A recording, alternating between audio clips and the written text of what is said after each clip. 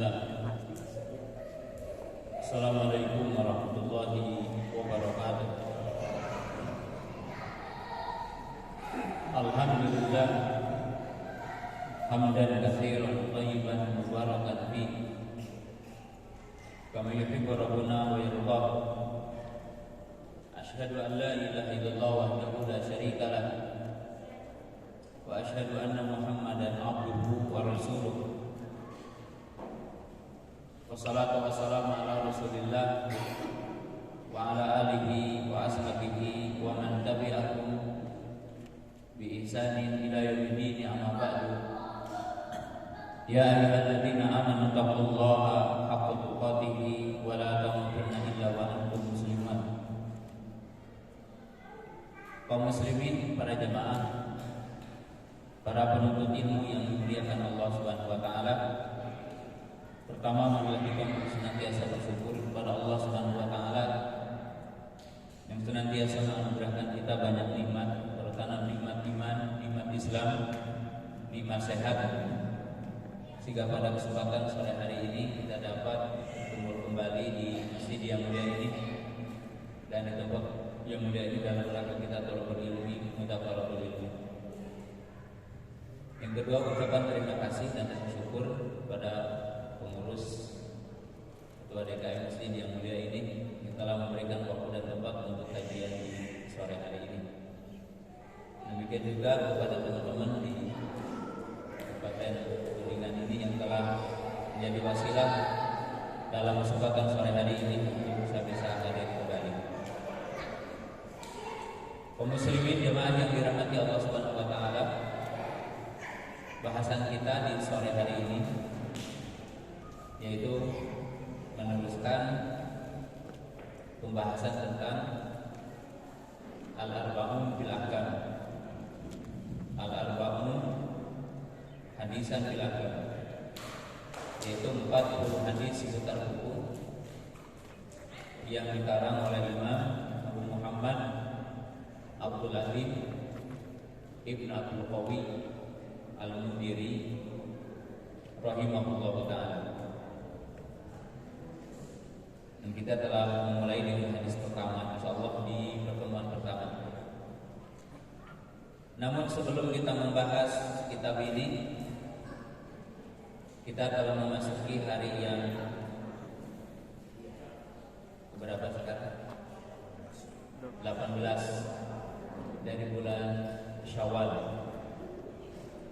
Mungkin ada 3 hal yang ingin saya sampaikan sebelum saya membahas 40 hadis seputar hukum yang kita akan bahas di hadis yang kedua insyaallah. Yang pertama, bahwa selepas kita menunaikan ibadah yang sangat agung yaitu puasa Ramadan, kemudian kita memasuki bulan ibadah di bulan Syawal, maka poin yang pertama yang merupakan nasihat untuk saya pribadi dan untuk kita semua, bahwa salah satu tuntutan dalam hidup manusia adalah istiqomah dalam taat kepada Allah. Dalam arti kita sebagai mukmin tidak hanya menjaga ibadah kepada Allah hanya di bulan Ramadan. Kesemangatan kita dalam beribadah kepada Allah, dalam menjaga perintah-perintah Allah, tentunya tidak hanya di bulan Ramadan. Oleh sebab itu, nasihat Nabi Shallallahu Alaihi Wasallam kepada para sahabat, beliau berkata, istaqim, artinya istiqomah, ya, istiqomah. Bahwa Nabi Shallallahu Alaihi Wasallam memerintahkan untuk istiqomah,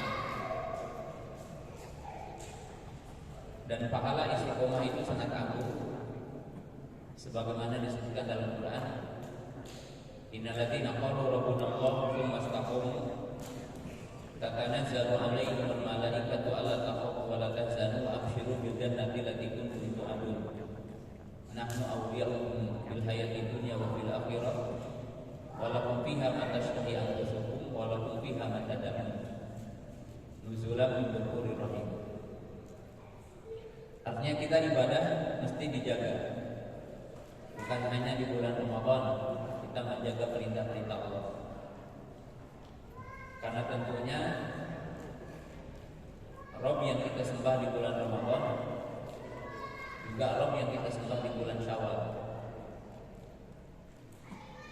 Dan itu satu catatan penting bagi kita ya. Dan sebaik-baik amal adalah yang bisa didawamkan oleh kita. Nabi SAW bersabda ketika ditanya oleh Aisyah, ayul amal afdalu ahabbu ilallah, qala adwamuha wa iqala. Bahwa Nabi SAW ditanya amal apa yang paling agung, amal apa yang paling afdal di sisi Allah, dan amal apa yang paling dicintai di sisi Allah. Maka Nabi SAW menjawab, amal yang kita bisa mendawamkannya, amal yang kita bisa mengkontinukannya. Itu poin yang pertama. Poin yang kedua, bahwa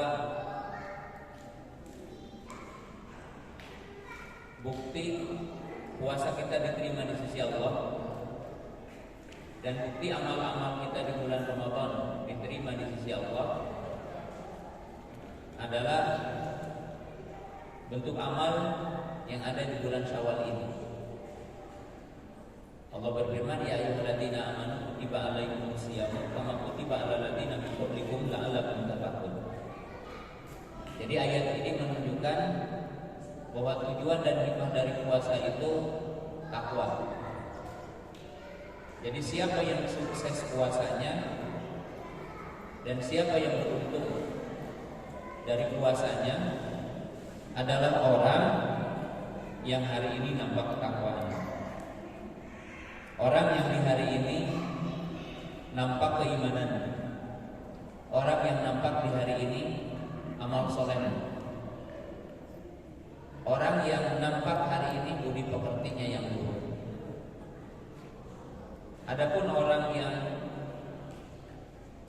meninggalkan bulan Ramadan, kemudian nampak setelah itu keburukan-keburukan kembali, dan nampak pada orang itu malas kembali dalam ibadah kepada Allah, maka pertanda bahwa ibadah kita tidak diterima di sisi Allah. Dan kita tidak termasuk orang yang beruntung dari puasa ini. Nah, oleh sebab itu kita harus menjaga semua kebaikan itu, sebagaimana dalam poin pertama. Poin yang ketiga yang harus kita ingat, bahwa kita sering menggambarkan Idul Fitri adalah hari kebahagiaan, hari di mana kita berbahagia. Tetapi tidak semua orang mukmin mengerti kenapa hari Idul Fitri itu dinamakan hari berbahagia. Dan orang mukmin menampakkan kebahagiaan di hari Idul Fitri. Kebahagiaan kita di hari Idul Fitri tentunya tidak semata-mata orang mukmin berbahagia dengan menampakkan baju baru atau penampilan baru, dari mulai pakaian, rumah mungkin juga diperbaiki, mobil baru. Tentunya bukan itu yang dimaksud dengan bahagia yang dimaksud. Tapi para ulama mengatakan orang mukmin berbahagia di hari Idul Fitri karena dua hal. Jadi kenapa kita berbahagia di hari Idul Fitri? Itu sebabnya ada dua. Yang pertama, intihau min ada'i ta'at. Intihau min ada'i ta'at. Karena orang mukmin merasakan telah selesainya melaksanakan ketaatan kepada Allah. Dan tidak ada nikmat yang paling agung bagi setiap mukmin yang melebihi nikmat ketika orang itu diberikan hidayah taufik untuk taat kepada Allah. Jadi kalau orang mukmin itu berpuasa selama 1 bulan, kemudian menjaga sholat 5 waktu, menunaikan sholat tarawih, orang yang punya harta dermawan dan memberikan banyak kebaikan di bulan Ramadan, maka orang mukmin itu berbahagia dengan semua amal soleh. Berbahagia karena dia mampu melaksanakan perintah Allah. Maka oleh sebab itu, orang mukmin setiap melakukan ketaatan merasakan ladha, merasakan halawah, yaitu yang dinamakan manisnya iman, manisnya taat bagi setiap mukmin. Sedangkan yang kedua, kenapa orang beriman berbahagia di hari raya? Berbahagianya kita di hari raya itu apa? Li amril mustaqbal, al ajru wa thawab minallah. Karena dengan apa yang kita akan harapkan di masa datang, yaitu berupa pahala yang Allah Ta'ala sediakan bagi orang-orang yang berpuasa, pahala yang disediakan bagi orang-orang beriman dari semua amal soleh yang kita tunaikan di bulan Ramadan. Salah satu janji Allah bagi orang yang puasa kan sudah tahu ya, yaitu apa? Disediakan pintu namanya pintu Rayyan. Nabi SAW menyatakan, inna fil jannati samaniyata abwabin minha yuqalu lahu Rayyan la yadkhuluhu illa shaimun. Sesungguhnya surga itu memiliki 8 pintu, dan salah satu pintu surga itu namanya Rayyan, dan tidak akan masuk lewat pintu tersebut kecuali orang-orang yang berpuasa. Maka dengan itulah orang beriman itu berbahagia. Berbahagia karena menunaikan taat, berbahagia dengan janji Allah, yaitu pahala dari puasa itu. Walaupun mungkin ada orang-orang beriman menampakkan kegembiraan atau mengekspresikan kegembiraan dengan pintu neraka. Contohnya apa? Ya, mungkin contoh yang kecil sederhana dianggap remeh oleh kita. Pas hari raya bersalaman dengan yang bukan mahram, ya, bersentuhan dengan yang bukan mahram. Di hari gembira yang mestinya gembiranya yang tadi, tetapi orang melakukan maksiat. Bahkan banyak di antara kita di hari raya itu mengekspresikan kebahagiaan, ada yang minum koper, bahkan mungkin ada yang berzina di hari-hari itu. Nah, berarti itu keliru dalam mengekspresikan bahagia. Karena bahagianya orang mukmin di tanah di hari raya, bahagianya dengan sebab menunaikan taat, dan bahagianya di mana orang mukmin itu akan mendapatkan janji-janji Allah. Nah, itu 3 hal mungkin berkaitan dengan puasa yang telah kita lewati dan ibadah yang mesti kita jaga. Nah, sekarang kita akan masuk ke kitab yang kita pelajari yang ada di tangan antum, yaitu hadis yang kedua. Bismillah. Qala al-mu'allif rahimahullahu ta'ala an Abi Hurairah radhiyallahu ta'ala anhu anna Nabiyya sallallahu alaihi wasallam qala idza staiqadha ahadukum min nawmihi fala yaghmis yadahu fil ina'i hatta yaghsilaha salatan wa innahu la yadri aina batat yaduhu. Akhrajahu Muslim. Ini hadis yang kedua. An Abi Hurairah radhiyallahu anhu. Hadis ini perawinya adalah Abu Hurairah. Nanti kita jelaskan siapa namanya. Dan di antara keutamaan orang mukmin mencintai sahabat, bahwasanya Nabi sallallahu alaihi wasallam telah bersabda, idza staiqadha ahadukum min naumihi, apabila salah seorang di antara kamu bangun dari tidurnya, fala yaghmis yadahu fil ina, maka jangan langsung memasukkan kedua tangannya ke sana, hatta yaghsilaha salatan, sehingga ia mencuci kedua telapak tangannya 3 kali. Fa innahu la yadri ayna batat yaduhu, karena ia tidak mengetahui di mana tidur kedua tangannya. Artinya ada kemungkinan bahwa tangannya menyentuh yang najis atau yang menyentuh yang tidak pantas.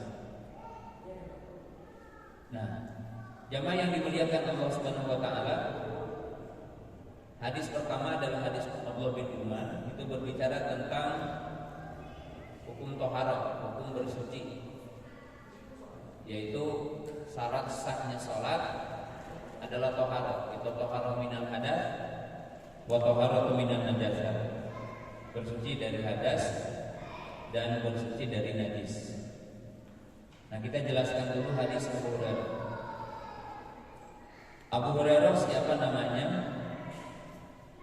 Nama yang paling dikenal dan paling kuat, memang ada perbedaan pendapat siapa namanya, tapi para ulama menjelaskan nama Abu Hurairah adalah Abu Rahman Ibnu Sakhar Ad-Dawsi. Jadi Abu Rahman Ibnu Sakhar Ad-Dawsi Al-Yamani. Jadi nama aslinya adalah Abu Rahman Ibnu Sakhar Ad-Dawsi. Abu Hurairah ini adalah kunyah.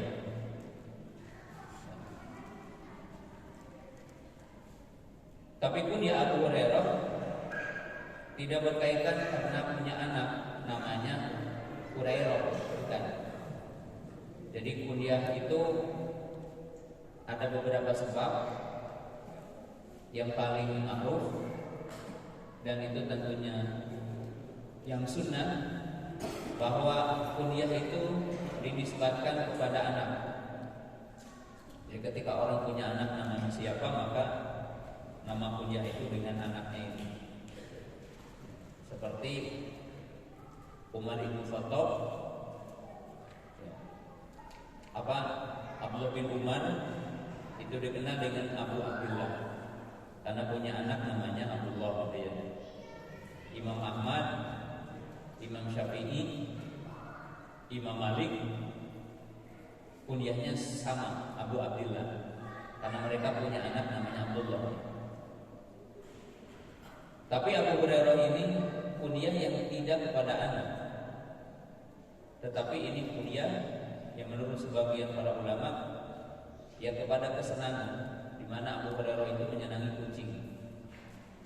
Ya, sehingga disitulah diberikan kunyah. Diberikan apa? Kunyah. Ya. Abu Hurairah radhiyallahu taala anhu itu seorang sahabat yang paling banyak meriwayatkan hadis. Jadi Abu Hurairah ini seorang sahabat yang paling banyak meriwayatkan hadis. Walaupun Abu Hurairah itu, kata para ulama, aslama bisalah sanawat qabla wafati Nabi sallallahu alaihi wasallam. Bahwa Abu Hurairah ini seorang sahabat yang masuk Islam 3 tahun sebelum wafatnya baginda Nabi sallallahu alaihi wasallam. Jadi Abu Hurairah ini, ya, beliau masuk Islam 3 tahun sebelum wafatnya Nabi sallallahu alaihi wasallam. Tapi beliau itu menjadi sahabat yang paling banyak meriwayatkan hadis. Jadi di antara sahabat yang paling banyak meriwayatkan hadis. Nah, di sini musuh-musuh ahli sunnah, musuh-musuh Islam terkadang mencoba untuk mencacati ya riwayat Abu Hurairah, karena ya beliau dianggap kok bisa gitu ya, istilahnya itu orang sahabat yang akhir masuk Islam kok menjadi sahabat yang banyak meriwayatkan apa? Hadis. Dan kita sebagai ahli sunnah harus sedikit paham, karena musuh-musuh Islam itu berusaha untuk meragukan umat Islam dari sumber hukum. Ya, jadi musuh-musuh Islam itu ada usaha bagaimana meragukan kita dari sumber hukum. Dan di sini ada beberapa faedah. Artinya ada beberapa pelajaran. Bagaimana kita menjawab terhadap syubhat itu? Nah, jawabannya ada beberapa sisi. Yang pertama, bahwa ketika dikatakan Abu Hurairah termasuk sahabat yang akhir masuk Islam, yaitu 3 tahun sebelum wafatnya Nabi Shallallahu Alaihi Wasallam, tetapi beliau termasuk orang yang banyak meriwayatkan hadis. Pertama, bahwa para sahabat meriwayatkan hadis dari sahabat yang lain. Dalam arti, kalaupun Abu Hurairah hanya 3 tahun, tetapi beliau mendapatkan hadis dari sejumlah sahabat yang lain. Jadi meriwayatkan hadis dari Abu Bakar, meriwayatkan hadis dari Umar, meriwayatkan hadis dari sahabat-sahabat yang lebih dulu masuk Islam. Karena para sahabat yarwi ba'dhum bi ba'd. Para sahabat itu meriwayatkan hadis dari satu dengan yang lainnya. Sehingga sejumlah kejadian yang tidak dialami oleh Abu Hurairah di zamannya, ya, itu beliau mendapatkan hadis dari sejumlah sahabat yang mendapatkan kejadian-kejadian itu sebelum Abu Hurairah radhiyallahu taala anhu. Ya. Dan ini poin yang pertama. Jadi tidak harus mendapatkan hadis langsung dari Rasul, karena para sahabat meriwayatkan dari sahabat yang lain. Itu yang pertama. Yang kedua, bahwa dalam hidup kita juga bisa begini. Abu Hurairah memang cuma 3 tahun hidup bersama Nabi Sallallahu Alaihi Wasallam, tetapi ma'akilati, dia itu sedikit dari sisi apa? Kilatu sanad. Jadi tahunnya sedikit, tapi tulul mulazamah. Artinya begini, ada orang yang belajar 20 tahun tapi duduknya jarang. Ada orang yang belajar sebentar tapi konsentrasinya besar. Biasanya orang yang konsentrasinya besar itu lebih optimal ketimbang orang yang lama duduknya. Contohnya sekarang ada orang duduk di Syamukbil di Yaman berapa tahun? Alhamdulillah 20 tahun. Tapi dia sering pergi.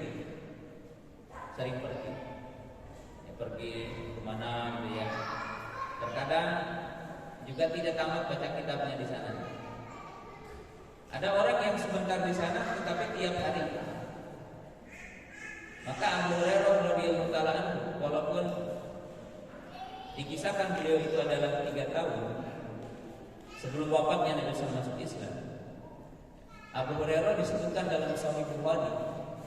Dalam Sahih Bukhari beliau menyebutkan orang-orang muhajir itu sibuk dengan berjualan di pasar dan orang-orang Ansor sibuk di pertaniannya, sedangkan aku berada di sisi Nabi SAW dikala mereka tidak ada di sisi Nabi Sallallahu Alaihi Wasallam. Jadi Abu Hurairah itu sahabat yang mutafarrid, sahabat yang memiliki konsentrasi mengambil hadis dari Nabi SAW. Beliau bukan tidak butuh dunia dan tidak mengambil dunia, tetapi tidak seperti sejumlah kaum muhajir yang mereka pergi ke pasar. Tidak seperti orang-orang Ansor yang mereka pergi ke ladang.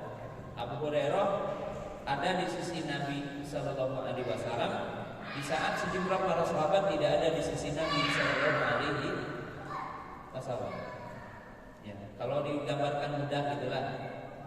Kalau ada di seorang kiai, ada santri kalong yang dia ketemu mungkin hanya sekali, yang orang yang betul-betul belajar di seorang kiai yang setiap harinya mungkin 5 pelajaran, 10 pelajaran. Ada orang yang bertahun-tahun santri kalong cuma sekali aja ketemunya seminggu. Itu lebih baik yang mana? Yang lama ataupun yang sebentar tapi dia optimal? Ya digambarkannya seperti itu. Jadi tidak bisa dikatakan bahwa Abu Hurairah bisa banyak hadis, padahal cuma 3 tahun. Karena memang Abu Hurairah itu disebutkan dalam Sahih Bukhari dalam kitab ilmu, beliau hadir di saat para sahabat yang lainnya tidak hadir.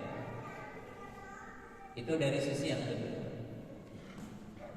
Sisi yang ketiga bahwa Abu Hurairah itu bibarakati doain Nabi. Jadi dengan berkat doa Nabi Sallallahu Alaihi Wasallam. Jadi berkat doa Nabi Sallallahu Alaihi Wasallam disebutkan dalam sebuah hadis dan itu ada dalam Sahih Bukhari juga, bahwa Nabi SAW mendoakan beliau dengan kekuatan hafalan dan kefaqihan. Jadi didoakan oleh Nabi SAW, di mana beliau disebut satu riwayat, kemudian dalam satu hadis disebutkan bahwa Nabi SAW itu membawakan selendang dan digambarkan bahwa ilmu itu di selendang Nabi SAW. Dan Abu Hurairah mengatakan, demi Allah, setelah aku mendapatkan berkah doa ini, maka kata Abu Hurairah, demi Allah setelah itu aku tidak pernah lupa lagi. Jadi memang diberikan kelebihan oleh Allah, bahwa Abu Hurairah itu diberikan hafalan yang kuat. Itu yang ketiganya. Yang keempat tentunya poin penting ini, yaitu hirsuhu ala thalabil hadis, yaitu bentuk semangatnya Abu Hurairah radhiyallahu taala anhu dalam mengambil hadis. Jadi dalam mengambil hadis. Satu ketika Nabi SAW itu memberikan pertanyaan, memberikan ruang untuk bertanya. Jadi memberikan ruang untuk bertanya. Lalu Abu Hurairah menjadi orang yang pertama beliau bertanya. Jadi memberikan ruang untuk bertanya, dan Abu Hurairah adalah orang yang pertama untuk bertanya. Maka Nabi Sallallahu Alaihi Wasallam mengatakan, sungguh aku telah menduga tidak akan ada orang yang mendahuluimu. Lalu beliau mengatakan, lihirsika, karena begitu semangat, begitu rakus engkau itu untuk menyampaikan hadis dan untuk menerima hadis. Jadi seperti kita juga sama kan? Ada orang yang punya kemampuan menghafal tapi lemah keinginannya, ya, mungkin suksesnya sedikit atau kurang. Tapi ada orang yang biasa saja tapi punya semangat.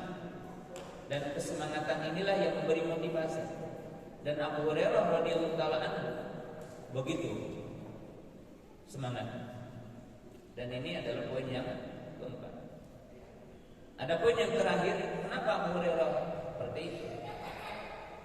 Ada lagi tambahan, yaitu hirsuhu ala tahdid.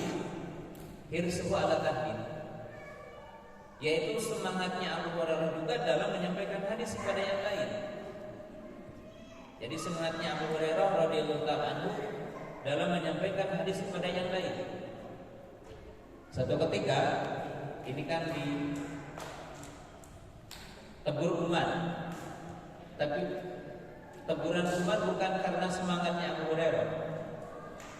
Ketika Nabi sallallahu alaihi wasallam mengatakan, ya, setelah beliau bertemu kemudian terpisah, kemudian bertemu lagi setelah melewati dinding, ya. Kemudian Nabi SAW mengatakan, ya, sampaikan olehmu, barang siapa yang mengucapkan kalimat la ilaha illallah mukhlishan fi qalbihi dakhala jannah. Jadi siapa yang mengucapkan kalimat la ilaha illallah dalam kondisi ikhlas dalam hatinya, mengharap Allah Ta'ala, maka dia akan masuk surga. Maka Abu Hurairah radhiyallahu taala anhu setelah mendengar hadis ini, beliau langsung menyampaikannya kepada yang lain. Jadi setiap mendengar hadis, Abu Hurairah itu langsung menyampaikannya. Maka satu ketika pernah ditegur oleh Umar, sehingga ditepuk dadanya, didorong dadanya oleh Umar radhiyallahu taala anhu, melarang Abu Hurairah menyampaikan hadis ini, karena Umar melihat takut kalau hadis ini dijadikan oleh orang-orang yang lemah imannya, tidak beramal. Yang penting ucapin syahadat nanti masuk surga. Nah, takut disalahpahami hadis ini, maka Umar bin Khattab radhiyallahu taala menegur Abu Hurairah supaya menangguhkan menyampaikan hadis ini. Ya, supaya menangguhkan menyampaikan hadis ini. Tapi pelajaran dari hadis ini menunjukkan bahwa memang Abu Hurairah itu punya semangat yang tinggi, ya, dalam menyampaikan ilmu, dalam menyampaikan apa? Hadis.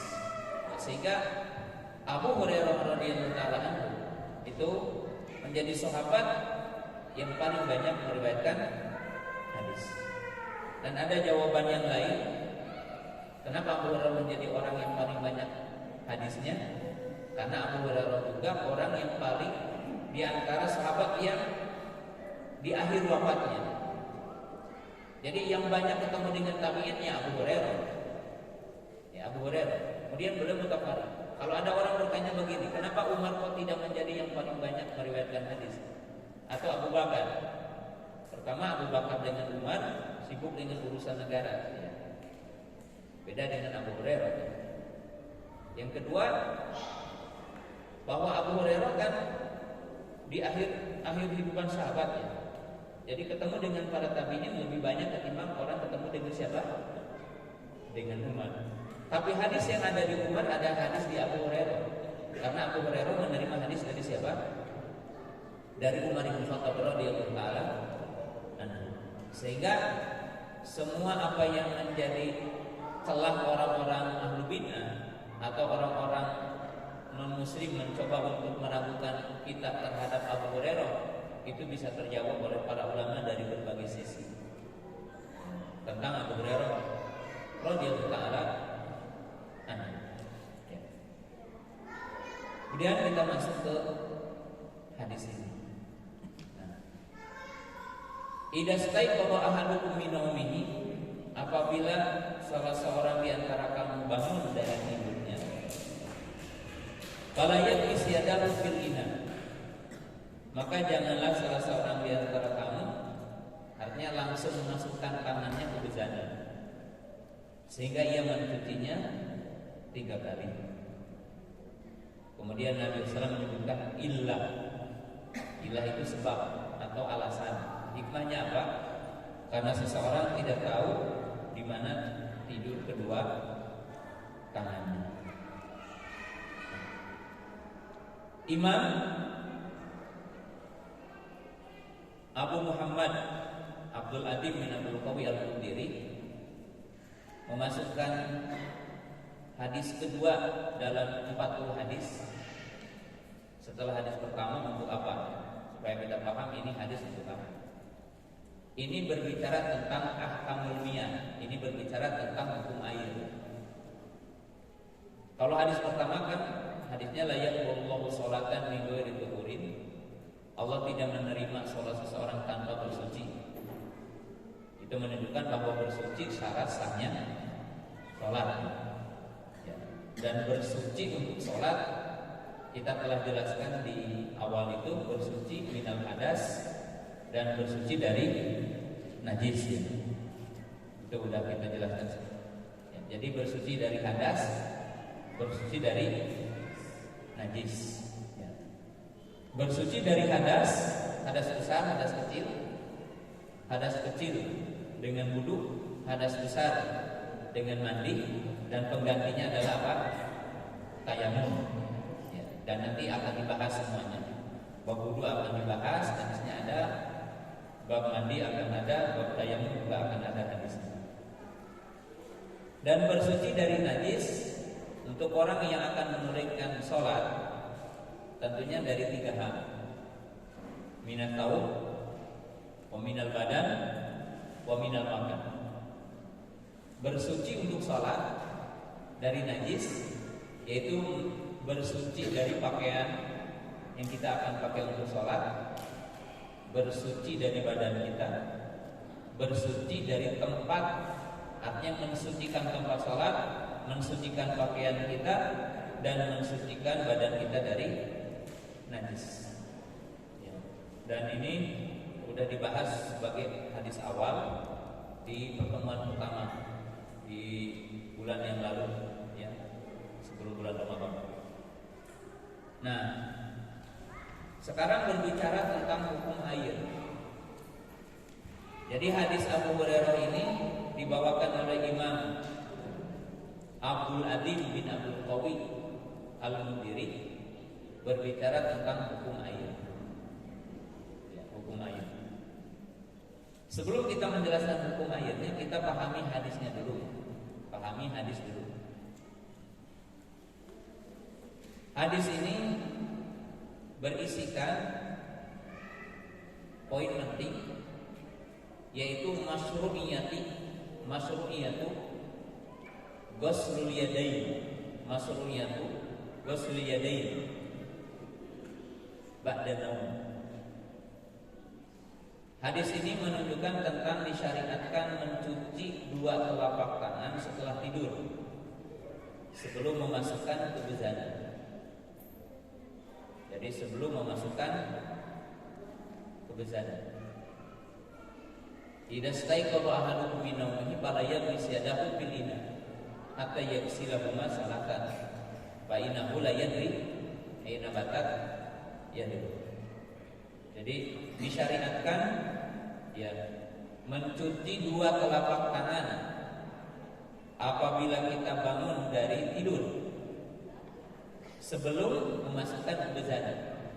Disyariatkan, masyru'. Wa talaqal ulama'u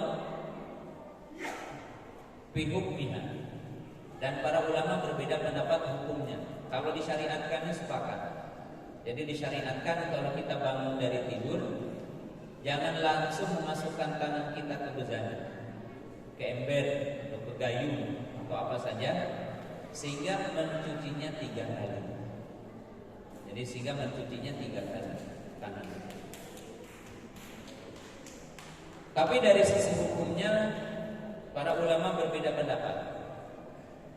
Jumhur ulama, yaitu pendapat Imam Abu Hanifah, pendapat Imam Malik, dan pendapat Imam Syafi'i, bahwa mencuci dua telapak tangan kita setelah bangun dari tidur sebelum memasukkan ke bezanan, hukumnya adalah sunnah saja.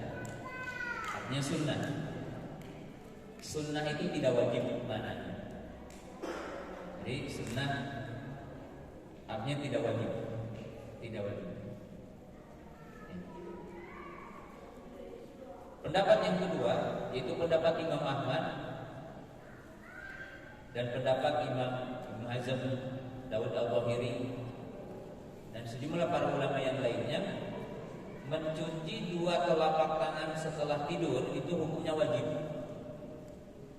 Jadi mencuci dua telapak tangan setelah kita bangun dari tidur hukumnya adalah wajib.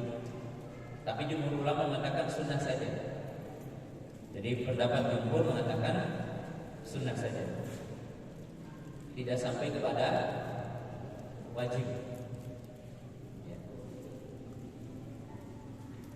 Pendapat yang rajih, pendapat yang lebih kuat di antara dua pendapat ini, ya, wallahu a'lam, punya wajib. Dengan kaidah al-aslu fil amri lil wujub, asal dalam perintah adalah wajib. Idza staiqadha ahadukum min nawmihi fala yaghmis yadahu bil ina'i hatta yaghsilahu salatan fa innahu la yadri aina batat yaduhu.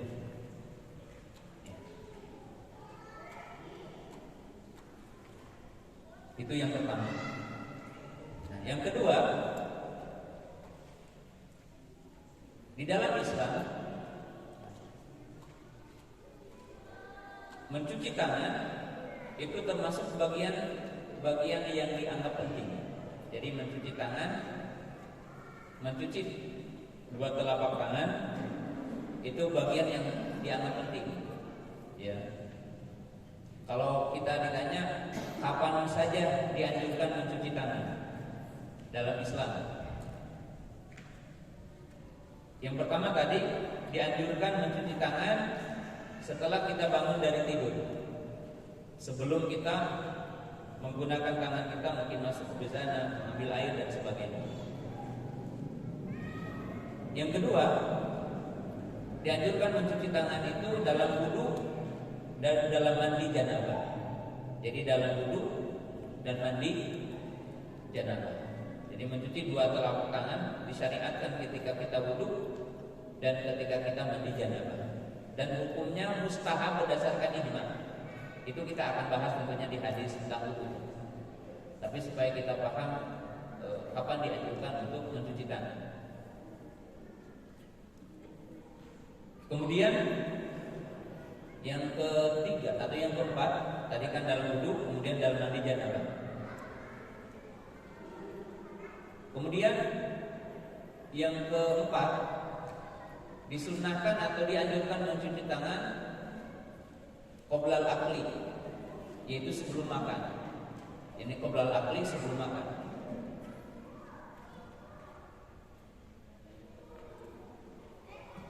Walaupun tidak ada hadis yang sahih tentang sunnahnya mencuci tangan sebelum makan, ada hadis yang berbunyi yaitu barakatut ta'am ghuslu yadaini qablahu wa ba'dahu. Ada hadis yang berbunyi berkahnya makan itu mencuci tangan sebelumnya dan mencuci tangan setelahnya. Tapi kata Syekh Al-Albani rahimahullah taala, hadisnya dhaif. Hadisnya adalah dhaif. Tapi amal salafus saleh, akar-akar dari salafus saleh menunjukkan dianjurkan, yaitu mencuci tangan sebelum makan dan mencuci tangan setelah makan. Jadi mencuci tangan setelah makan. Walaupun setelah makan itu sunnahnya setelah dijilat kedua jari-jari kita. Jadi setelah dijilat jari-jari kita, sunnahnya. Jadi mencuci tangan ini bagian yang dianggap penting dalam Islam. Itu yang kedua. Yang ketiga, bahwa syariat menyebutkan ilah. Ilah itu ilatul hukmi, hikmatul hukmi. Jadi dalam syariat Islam itu selalu berkaitan dengan hikmah dari perintah. Jadi selalu berkaitan dengan hikmah dari perintah. Dan hikmah dari perintah Allah atau perintah Rasulullah Sallallahu Alaihi Wasallam, terkadang ada nasnya langsung, hikmah itu disebutkan hikmahnya dalam nas. Terkadang hikmah itu diperlukan dengan tadabbur, mentadaburi makna yang dikandung. Terkadang kita tidak mengetahuinya, tapi pasti ada hikmahnya. Jadi para jamaah, kalau kita teliti tentang perintah Allah, perintah Rasul, larangan Allah, larangan Rasulnya, mesti di belakang perintah dan di belakang larangan itu ada hikmah. Hanya hikmah dalam satu perintah Allah ataupun dalam satu larangan Allah itu terkadang hikmahnya zahirah, hikmahnya nyata, nampak disebutkan dalam nas, gitu ya. Terkadang hikmah itu tadabbur para ulama. Jadi penelaahan para ulama, tafakuhnya para ulama kepada nas dan kepada apa yang dikandung dari nas itu. Atau mungkin hikmah itu juga diketahui dengan tajrubah, dengan penelitian ilmiah. Jadi penelitian apa? Ilmiah. Ya terkadang mungkin tidak didapatkan secara ilmu kita, tapi pasti di belakangnya ada hikmah. Jadi di belakangnya ada hikmah. Nah, sekarang kita lihat di sini agar kita kan belajar agama Islam. Sering antum atau saya para jamaah melaksanakan perintah Allah itu tidak begitu tumanina. Dan melaksanakan perintah Allah itu terkadang mungkin rendah semangat kita. Kenapa? Mungkin salah satunya karena kurang memahami hikmah. Ketika orang itu paham kepada hikmah dari perintah Allah, hikmah dari larangan Allah, dirasakan dalam diri kita semangat untuk melakukannya, semangat untuk meninggalkannya, karena kita paham akan hikmahnya. Dan kita juga akan merasakan yang dinamakan halawah. Oh, Islam ini agung, oh Islam ini besar. Sekarang kita lihat di sini bahwa Nabi Shallallahu Alaihi Wasallam melarang orang memasukkan tangannya ke bezana setelah tidur sebelum mencucinya 3 kali. Nah, apa hikmah dari belakang perintah dan larangan ini? Nah, setidaknya di sini ada 2 hikmah. Ada 2 hikmah. 2 hikmah. Ada 2 pelajaran yang sangat penting. Yang pertama, yaitu Islam itu berbicara tentang ibtiad anil darar. Ibtiad anil darar.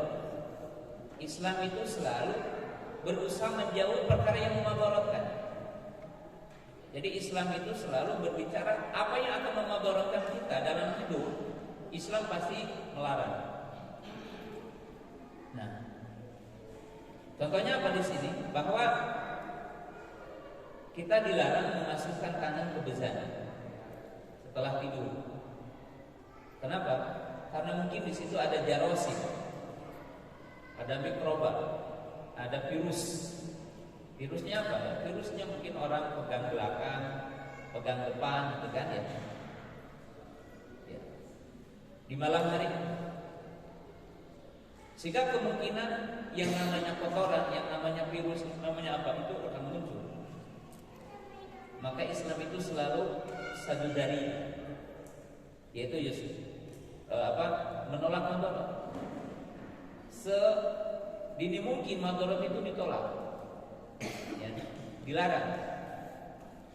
Dan Islam itu kalau melarang sesuatu tidak selalu harus kepada zatnya, tetapi kepada wasilahnya. Karena Islam itu banyaknya preventif, gitu ya. Berzina dilarang, berzina yang dimaksud bersetubuh. Tapi juga dilarang wasilahnya, gitu kan? Tidak boleh berbuat, tidak boleh berduaan dengan yang bukan mahram, gitu kan? Tidak boleh pergi perempuan dengan tanpa mahram. Ini sadudariannya. Tidak hanya yang dilarang berzinanya saja, tapi wasilahnya apa?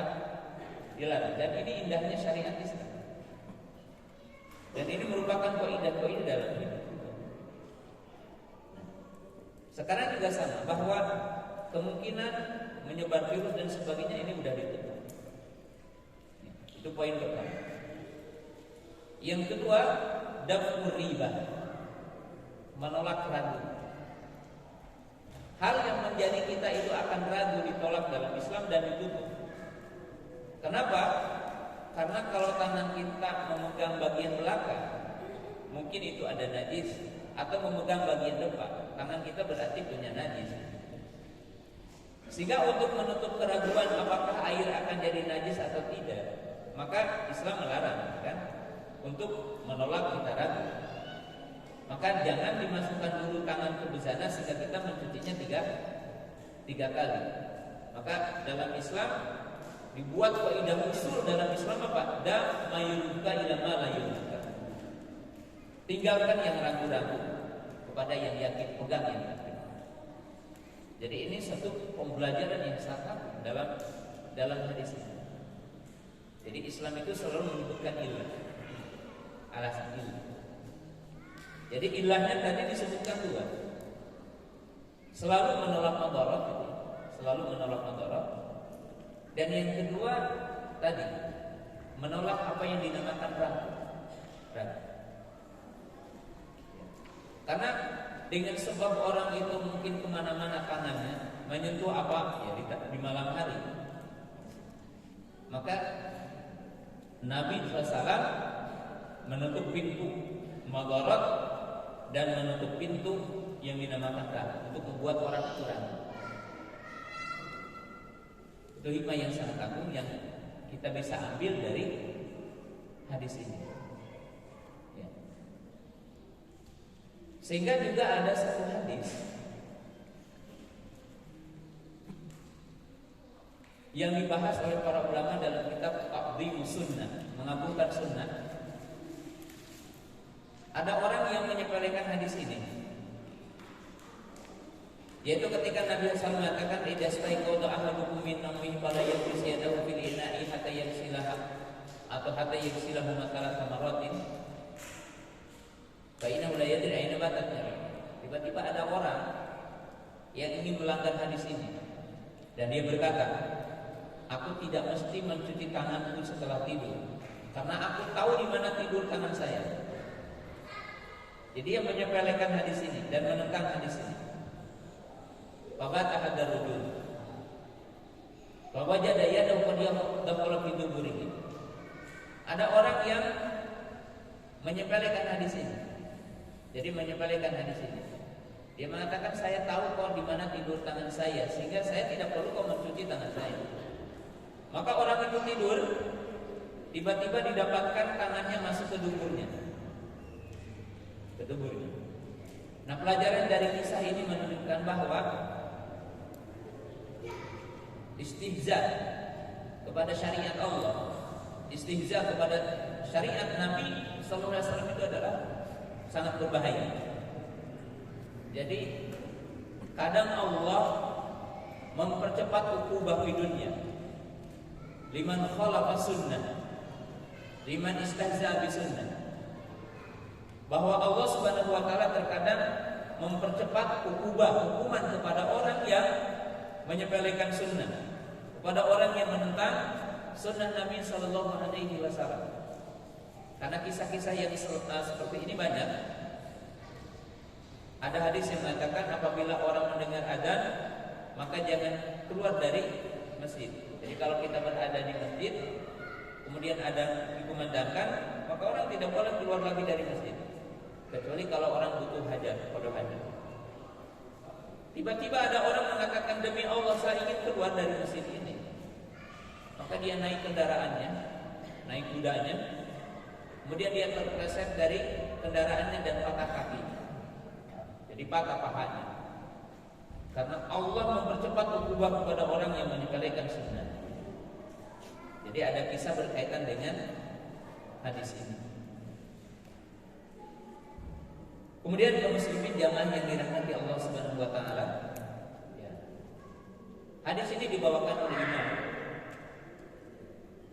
Abdul Adim bin Abdul Qawi Al-Mudiri rahimahullah taala membahas tentang ahkamul miyah, membahas tentang hukum air.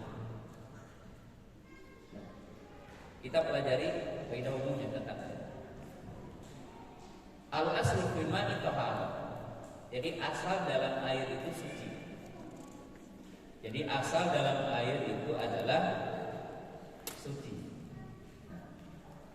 Mana dalil yang menunjukkan bahwa asal dalam air itu adalah suci? Yaitu ayat dalam Al-Quran dan hadis. Ayat Al-Quran apa? Wa anzalna minas sama'i ma'an tahur. Dialah Allah Ta'ala yang menurunkan air dari langit suci. Jadi hukum air itu suci. Yang dimaksud hukum air suci itu air yang turun dari langit berupa air hujan dan air yang merupakan dari mata air, ya, dari mata air itu hukum asalnya adalah apa? Suci. Jadi kaidahnya begini. Para ibu, para bapak jangan menghukumi air dengan najis sehingga ada najisnya. Karena hukum air adalah apa? Suci. Yang kedua adalah hadis hadis Abi Sa'id Al-Khudri. Ya, hadis Abu Sa'id Al-Khudri. Yaitu hadis nomor 2 dalam kitab Bulughul Maram, bahwa Nabi SAW mengatakan apa? Innal ma'a tahurun la yunajjisuhu syai'un. Kata Nabi SAW, innal ma'a tahurun la yunajjisuhu syai'un. Sesungguhnya air itu suci, tidak ada yang menajiskan kepadanya. Jadi asal dalam air adalah suci. Kemudian hadis ini akan memberikan pemahaman tentang hukum jenis air. Tapi pahami dulu pembagiannya sehingga nanti ada relevansi dengan hadis ini. Jadi hukum asal dalam air adalah suci. Yang dinamakan dengan istilah al-ma'ul mutlak, air yang mutlak. Air yang mutlak. Tapi air, kata para ulama, dibagi dua dulu. Air yang mutlak, ya, air yang ini kita pegang, saya pegang, ini air. Maka para ulama membagi air dibagi dua. Imma laqatun najasat. Air itu imma kena benda najis, kena hal yang najis. Wa imma laqathu al-asya' at-tahirah. Air yang asli gitu, air yang namanya air mutlak itu dibagi dua. Ima air ini terkena najis, ima air itu terkena barang yang suci. Ya, kalau dikatakan air itu terkena yang najis, contohnya apa? Air terkena kencing, air masuk di situ bangkai ayam, bangkai kerbau, atau bangkai sapi, atau bangkai kambing, berarti air kena najis. Kalau air yang natural ini gitu kan, terkena umpamanya dedaunan, kemudian berubah apa? Warnanya, atau terkena tanah seperti air sungai yang ketika banjir, maka berubah apa? Warnanya, karena kena benda yang suci. Nah, itu hukum air. Nah, maka hadis ini membahas di poin pertama, di mana Nabi SAW mengatakan, janganlah salah seorang di antara kamu memasukkan tangannya ke bejana setelah tidur sehingga ia mencucinya 3 kali, karena ia tidak tahu di mana tidur tangannya. Intinya apa? Bahwa tangan kemungkinan besar gitu ya, menyasar ke bagian belakang atau menyasar ke bagian depan. Yang kemungkinan tangan itu mukhalaqah bin najasah, tangan itu terkena najis. Ya. Yang apabila masuk ke bejana, maka ada kemungkinan merubah air itu, sehingga bisa melarang. Nah, para ulama membahas kalau air suci terkena najis, hukumnya seperti apa? Jadi air terkena najis. Maka para ulama membahas, ini harus kita paham, membahas tentang air yang terkena najis itu ada 4 macam. Jadi ada 4 keadaan tentang air kena najis. Nah, para ulama sepakat dalam 3 hal dan terjadi perbedaan dalam 1 hal. Kita harus diingat 4. Jadi apabila air kena najis, 1, apabila air sedikit kemudian kena najis dan berubah salah satu sifatnya, maka ijma air itu adalah najis dan tidak boleh kita pakai untuk bersuci. Jadi idza kana al-ma'u qalilan tsumma laqat najasatu wa taghayyara ahadu awsafihi sara najasan bil ijma. Jadi bila air itu sedikit, contohnya 1 ember kena najis, umpamanya kena kencing, tiba-tiba rasanya berubah atau baunya berubah, maka berarti air itu adalah najis. Jadi ijma dihukumi dengan najis. Itu poin pertama. Yang kedua,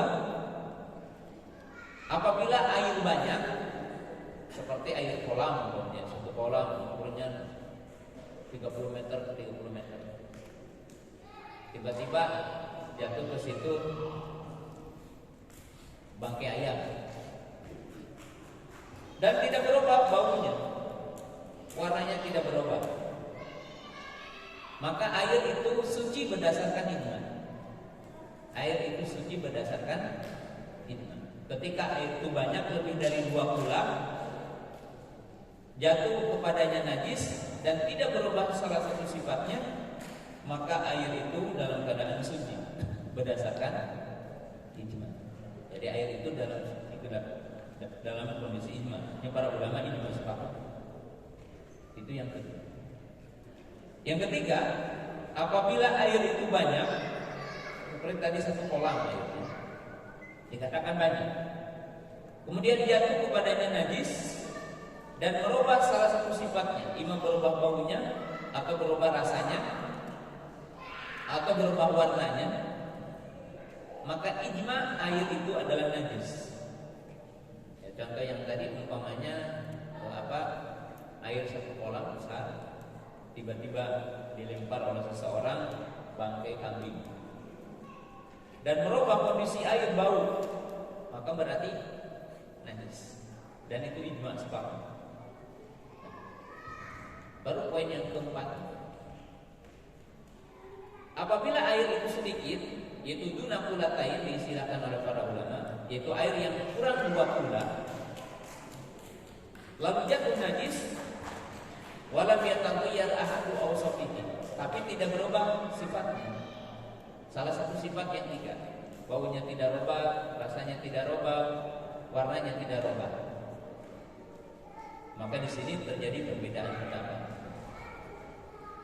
Imam Syafi'i dan kebanyakan para ulama berpendapat bahwa air itu adalah najis, yaitu berdasarkan hadis Abdullah bin Umar, idza kana al-ma'u qulataini lam yahmil khabath. Apabila air itu 2 kula tidak mengandung najis. Mereka mengatakan berarti kalau kurang 2 kula, maka berarti air itu adalah najis. Kalau kena dengan najis, walaupun tidak berubah salah satu sifatnya. Tapi sebagian para ulama mengatakan selama tidak berubah sifatnya, selama tidak berubah baunya umpamanya, atau tidak berubah warnanya, atau tidak berubah rasanya, masih dalam tetap keaslian air itu, maka walaupun sedikit tidak dikatakan najis, tapi suci. Nah, pendapat yang kedua ini berdalilkan dengan hadis Abu Sa'id yang tadi, innal ma'a tahurun la yunajjisuhu syai'un, dengan hadis Abu Umamah al-Bahili, ila in taghayyara rihuhu aw tamuhu aw lamuhu binajasati tahduhu. Jadi ini berkaitan dengan hukum air. Nah, Imam Abdul Qawi Ibnu Abil Adin al-Mundiri mengetengahkan hadis ini, salah satunya menjelaskan hukum ini, terutama hukum yang keempat ini. Dan para ulama berbeda pendapat. Ada yang mengatakan kalau air sedikit kena najis, walaupun tidak berubah salah satu sifatnya, maka itu dikatakan apa? Najis. Ada yang mengatakan tidak najis. Dan pendapat yang rajih dalam pandangan saya, bahwa air apabila tidak berubah salah satu sifatnya dan air masih tetap tidak berubah salah satu sifatnya, maka walaupun sedikit tetap dalam keadaan apa? Suci.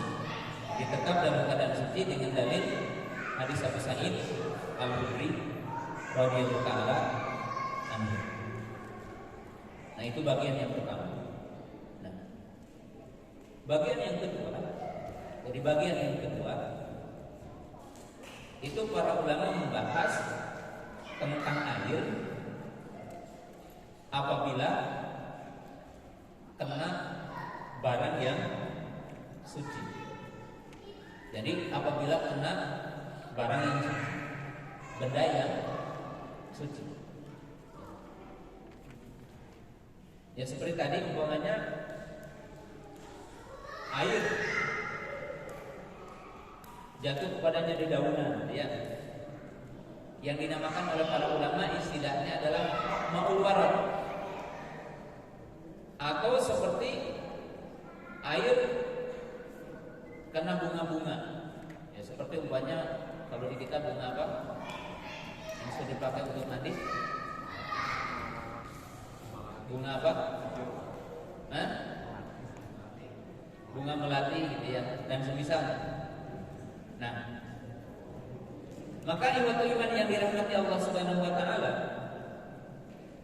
sesuatu yang suci apabila masuk ke air, ya, maka jumhur ulama membagi dua.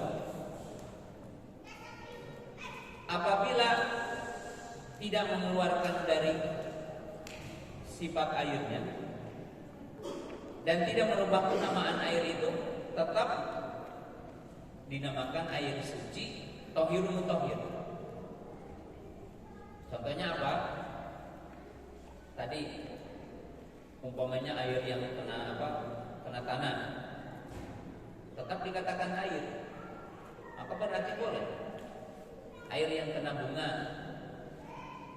air yang kena daun-daunan. Dalilnya apa? Nabi SAW memandingkan jenazah dengan daun apa? Bidara. Iksilu bima'in wasidrin. Tapi kalau merubah namanya, seperti kita menamakan kopi, teh, gitu ya, susu, gitu. Kan itu bukan air lagi. Sehingga tidak boleh ada pertanyaan, boleh nggak saya wudu dengan air teh? Boleh nggak wudu dengan air kopi? Ya itu bukan air lagi yang dimaksud dalam nas, karena bukan air yang mutlak. Jadi bukan air yang mutlak. Kita lagi insya Allah buat pertanyaan, karena dia maksudnya lebih tepat. Jadi itu poin yang sangat penting. Nah, jadi air gampang. Kalau air itu masih dinamakan air ya boleh, walaupun berubah gitu, berubah warnanya, gitu. Tapi masih disebutkan air, boleh. Tapi kalau udah keluar dari nama air, maka udah keluar dari yang dimaksud oleh syariat. Wa anzalna minas sama'i ma'an tahura. Jadi itu pembagiannya mungkin yang sangat penting untuk kita pahami. Dan untuk berikutnya ya kita bahas tentang air mustamal di pertemuan berikutnya insyaallah. Dan waktunya 10 menit lagi untuk pertanyaan insyaallah. Ya. Silakan mungkin yang ingin bertanya, ada waktu 10 menit.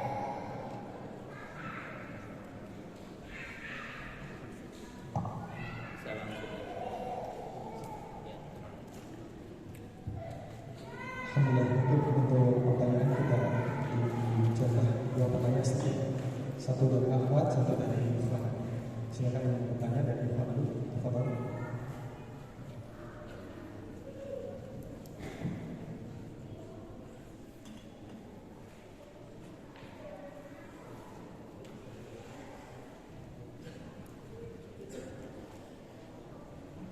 Ada dari Irfan?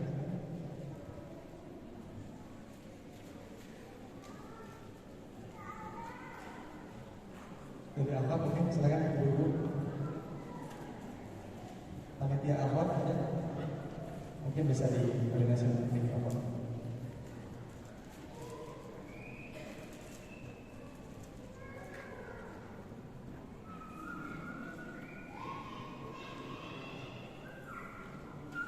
Ada yang bertanya? bangkai ikan? Sebenarnya apa Ustaz, kalau bangkai ikan gimana? Di air yang bangkai ikan yang berbau.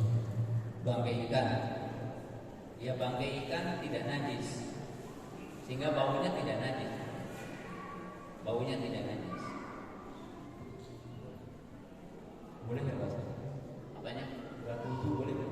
Buat wudhu boleh kalau sehat. Ya, ikan bangkainya tidak najis. Ya, Apa Ustaz, satu lagi? Iya. Di luar tema apa? boleh. Sholat sunnah sebelum zuhur itu ada sebagian hadis yang bilang katanya 4 rakaat bersambung, ada yang 2, yang benar yang mana gitu Ustaz? Apa? Syukur. Allah alam, semua sholat sunat itu dilakukan rokataini. Jadi sholat qobliyah zuhur atau ba'diyah zuhur yang 4 rakaat ditunaikan 2 rakaat. Dengan hadis umum, sholatul laili di riwayat Ibnu Nahari matna. Jadi sholat malam 2 rakaat. Demikian juga sholat siang adalah 2 rakaat. Dan hukum asal sholat sunnah 2 rakaat. Jadi yang dimaksud 4 tidak berarti 4 rakaat 1 kali salam, tapi 2 rakaat salam, kemudian 2 rakaat salam Allah Ta'ala. Sudah dijawab Pak pertanyaan? Sudah dijawab. Dari akhwat ya, dari dulu ada?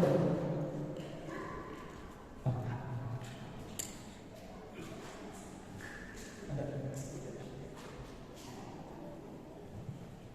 Jadi hadisnya tadi tentang ikan, uhilat lana maitatani al-hut wa garon. Telah dihalalkan bagi kami 2 bangkai, yaitu bangkai ikan dan yang kedua adalah bangkai sejenis belalang. Ya, jadi tidak najis. Pertanyaan dari akhwat, satu pula itu berapa ukuran Islam? Ya. Ya, kalau secara pastinya 2 pulah itu tidak ada takaran yang secara pastinya. Pulah itu al-ma'ul katsir, yaitu air yang banyak. Imam Abu Hanifah rahimahullahu ta'ala menjelaskan ukuran air 2 pulah itu. Ilustrasi Imam Abu Hanifah rahimahullahu ta'ala, yaitu apabila ditekuk satu ujungnya tidak bergerak di ujung yang lainnya, itu dinamakan air yang 2 pulah. Ya. Dan tidak ada nas yang secara qat'i yang membatasi 2 pulah. Oleh sebab itu, yang terpentingnya bukan memahami tentang 2 pulahnya, tetapi kembali kepada poin yang tadi, ya, bahwa air apabila terkena najis, kalau berubah salah satu sifatnya berarti najis. Kalau tidak berubah salah satu sifatnya, maka air itu tetap dalam keadaan suci. Dengan hadis Abu Sa'id Al-Khudri bahwa Nabi SAW mengatakan, innal ma'a tahurun la yunajjisuhu syai'un. Sesungguhnya air itu suci selama tidak berubah salah satu sifatnya. Allah Ta'ala a'lam.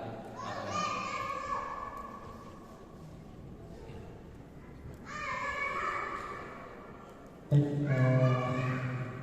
mungkin kita tutup pertanyaan pada kajian sore ini dan kami ucapkan selamat pagi news jazakumullah khairan kepada bapak-bapak yang sudah hadir, ketua DKM dan pengurus DKM KMC.